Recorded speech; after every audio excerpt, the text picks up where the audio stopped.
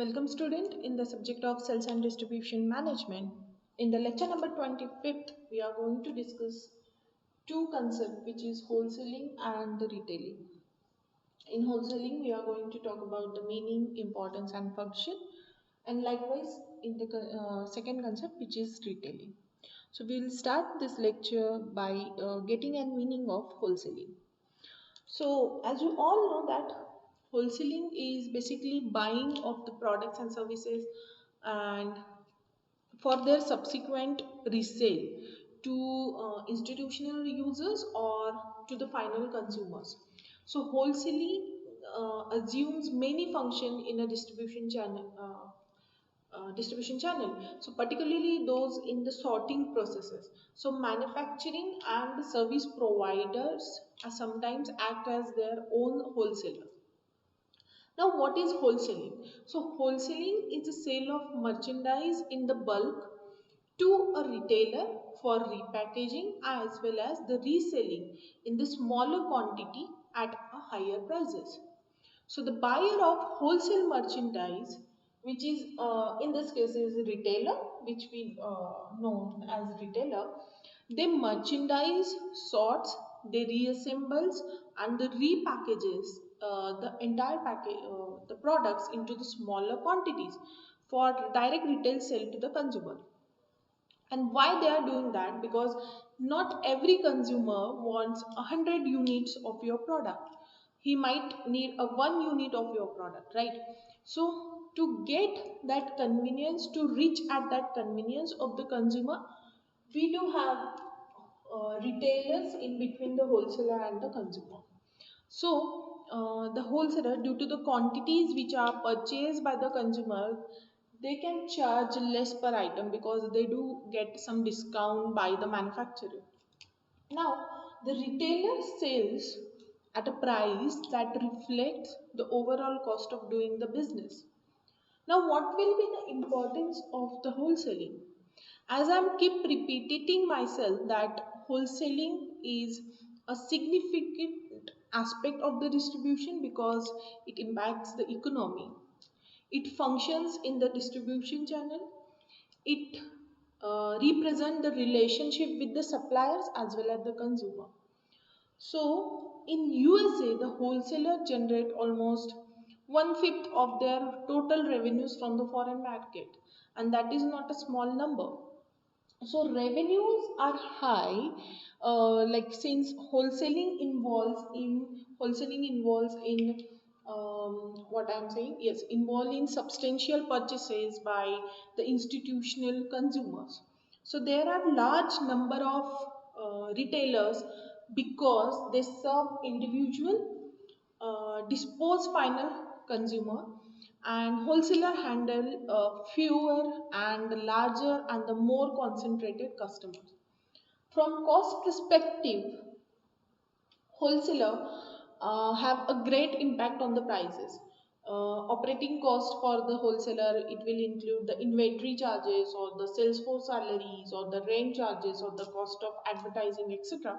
So wholesaler cost and the profit depend on the inventory turnover or the money value of the product that the functions perform with the efficiency. So that is the cost which is involved in the wholesaling. So what wholesaler does is, the most important point will be like he sort the goods, he sort that goods, he gives that bulk goods to the retailer, and retailer will accordingly moving further with reassembling, repackaging, he will sort that goods. So wholesaler, what he does is he bulk the product, he purchase the product in the bulk, he will get some discount, he will add some operating cost to it, and he will sell this product to the retailers, right? Now moving further with the functions of wholesaling, so it enables the manufacturer and the service provider to distribute the locally without making customer contact, because as of now, see, practically Ratan Tata doesn't know each and every customer of it, right? So what on behalf of him, who are there to work with the customer. So we do have wholesaler, retailers, then franchisers, then the owners and the showroom owners. They are doing this job on behalf of the owner of the company or the manufacturer of the company. So it enables the manufacturer and the service provider to distribute the locally uh, without making any customer contact. That they can do. Wholesaling provides a trained sales force, which is very important because without them, you are not going to sell that bulk of the products, right? You do need a trained sales force. Next, we have is wholesaling. It provides the large quantities. So when you purchase something in a large quantity, it will reduce the total physical distribution cost. Correct? So you might be getting those bulk thing in a lesser cost. So that wholesaler does. Now next function which is of wholesaling is it provide the warehousing as well as the delivery facilities to the retailer. So it gives those facility to the retailer. So he are going to what he is going to make that inventory in his warehousing. So warehousing and delivery facilities are provided by the wholesaler. Next we have is wholesaler will provide very important facility which is credit facility for the retailer as well as the institutional customers whenever they are required it. Okay. Next function will be he will provide adjustment for defective merchandise, which is very important because when you talk about the bulk, there are some chances that there is some defective merchandise, right? So it will provide, wholesaler will provide adjustment for the defective pieces or the defective products. Next you have is the manufacturer will he will take the risk by being responsible for the theft or the obsolescence or the deterioration of the inventory. So wholesaler who take the title of the product which is there with him. So the ownership of the product and services he perform all the tasks like he is responsible for the theft or deterioration or the obsolescence of the custom inventory. So that is done by the wholesaler itself. So that is for wholesaler.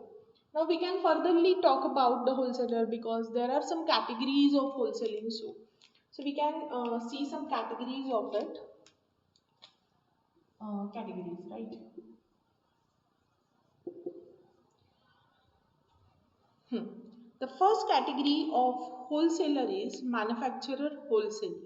So, as the name suggests, in manufacturing wholesaling, a firm has its own sales office.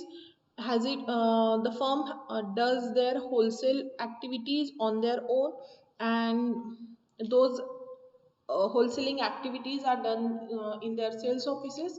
So again that sales offices will be located either in the marketplace or in the factory area only.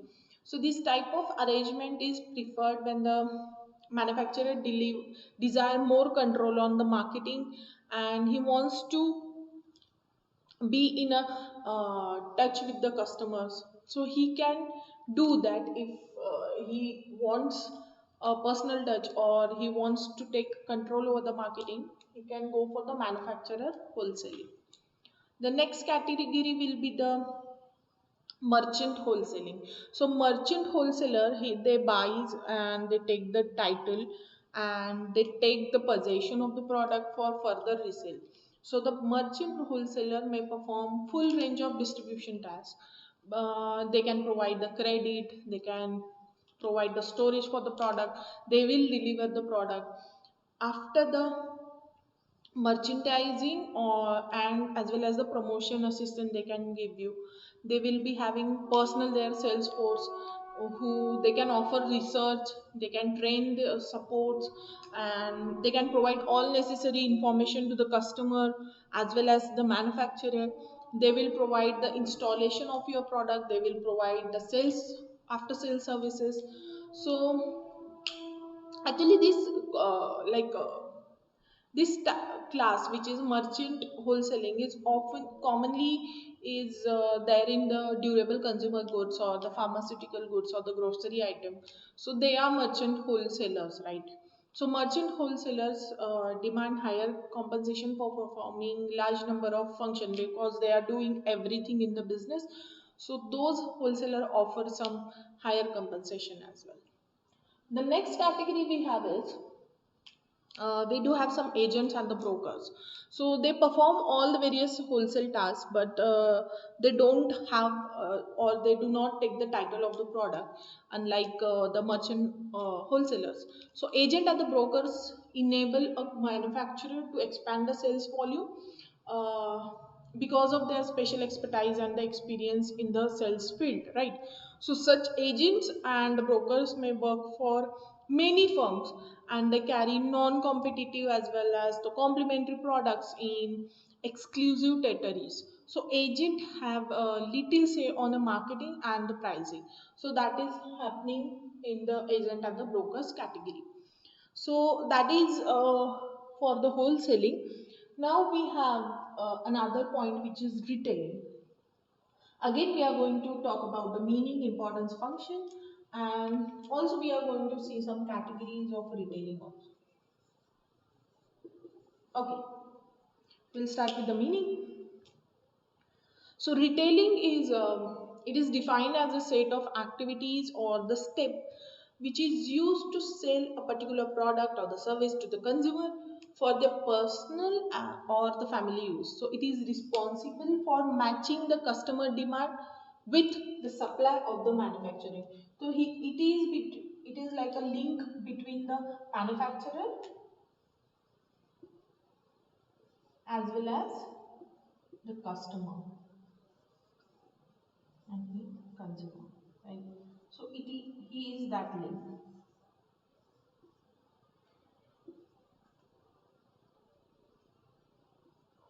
Likewise, so retailing it is has become an intrinsic part of everyday lives, like which is often taken for granted, but we enjoy the perks of retailing, right? So the distribution of finished goods,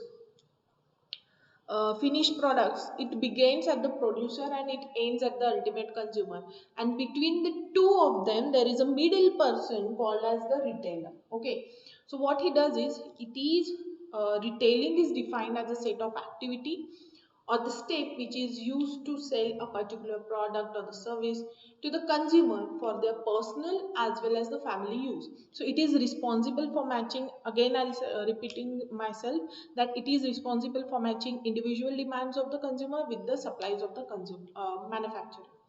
Now the word retail is derived from the French word which is retailer. It is mean as that is mean as to cut a particular thing into a pieces.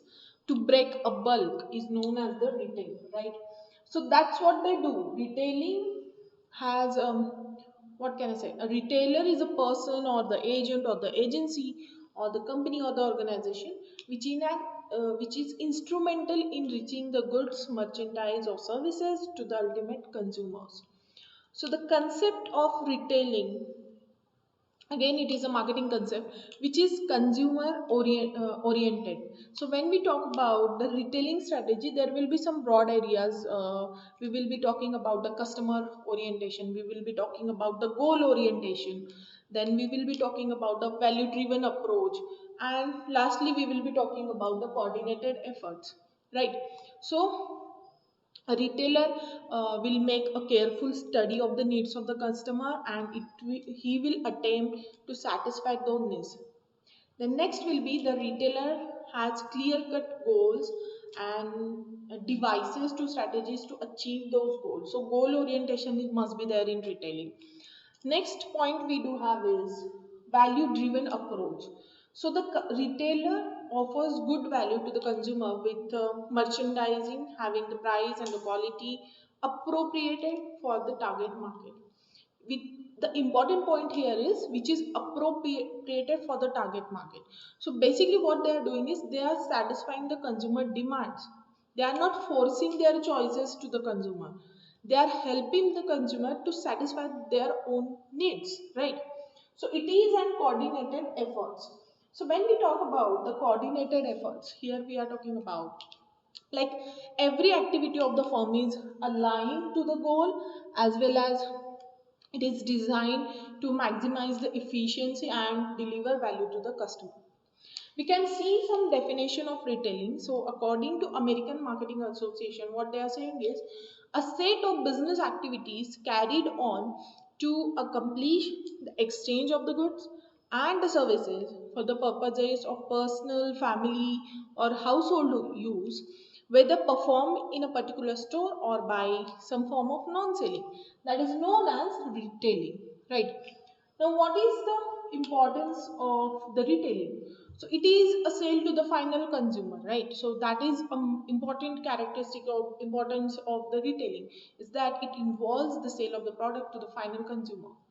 Now, next is in retailing, the goods and services can be sold either in a person through mail or through telephone or through the particular vending machine or the internet or the particular shop.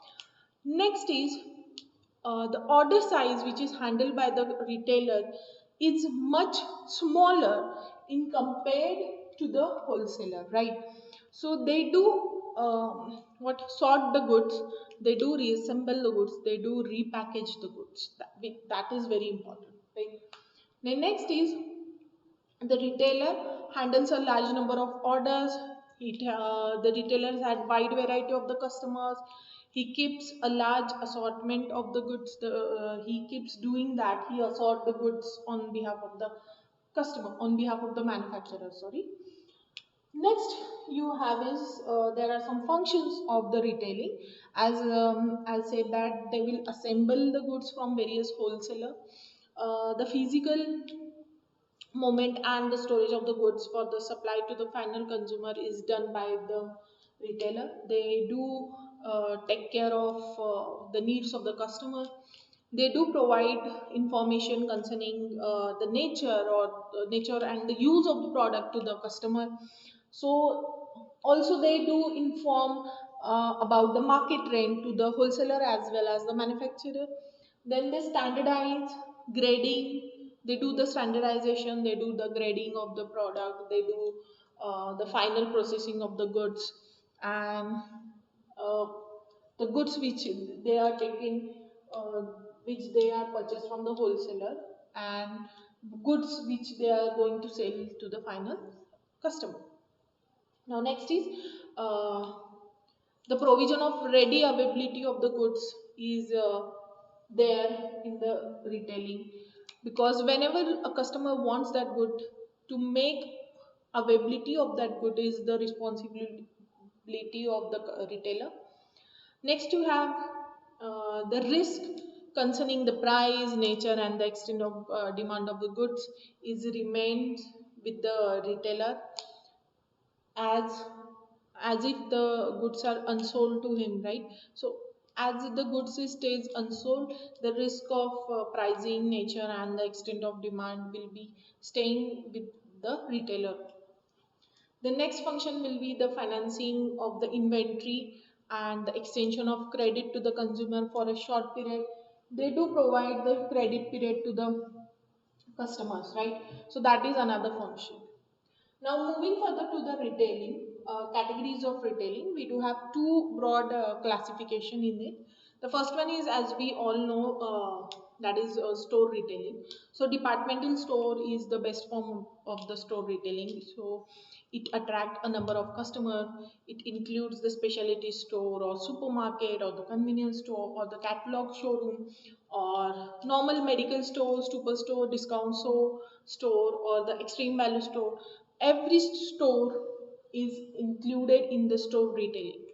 The next category we have is non-store retailing. Here we are talking about the direct marketing, then we are talking about the direct selling, then automatic vending machines are non-store retailing, then some buying services like some of the organization serves a number of clients which collectively like employees of particular organization, so they are authorized to purchase the goods from specific retailer that have contracted with your company. So they do provide some membership to the employees, right? That is there.